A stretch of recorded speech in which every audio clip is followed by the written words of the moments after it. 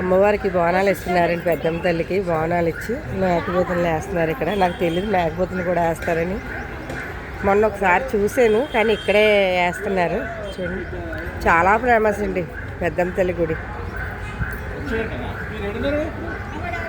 చూసారా,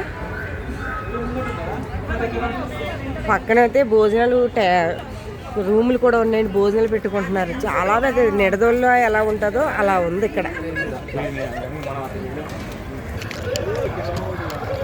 మా వాడికి పులిహార ఇష్టం ఇక్కడ అమ్మవారి గుడి దగ్గరది.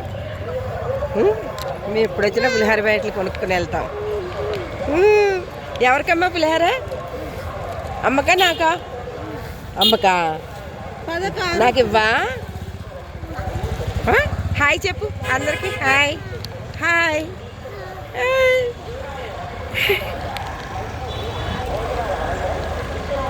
ఇప్పుడు దర్శనం అయిపోయింది, ఇంటికి వెళ్ళిపోతున్నాం.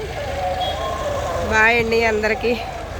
వెల్కమ్ టు గోదావరి ముచ్చట. నా ఛానల్కి లైక్ చేయండి, షేర్ చేయండి, గంట బెల్ మర్చిపోకండి, సబ్స్క్రైబ్ చేసుకోండి. నా ఛానల్ కొంచెం మర్చిపోకుండా గంట బెల్ కొట్టండి.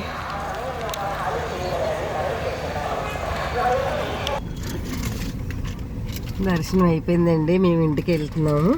ఇప్పుడు చాలా బాగా జరిగిందండి వేళ దశమి. ఒకటేమో అసలు ఖాళీ లేదు గుడి.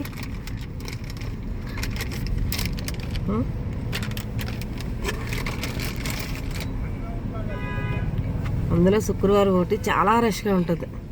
ఎక్కడెక్కడి నుంచో వస్తారు పెద్దమ్మ తల్లి గుడికి.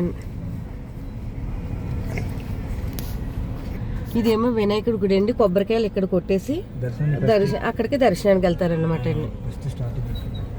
ఇక్కడ మొత్తం అన్నీ మనకి దర్శనానికి ఏమేమి కావాలో సామాను అన్నీ కూడా చీరలు, జాకెట్ మొక్కలు, మొత్తం గాజులతో సహా అన్నీ కూడా అమ్ముతారండి.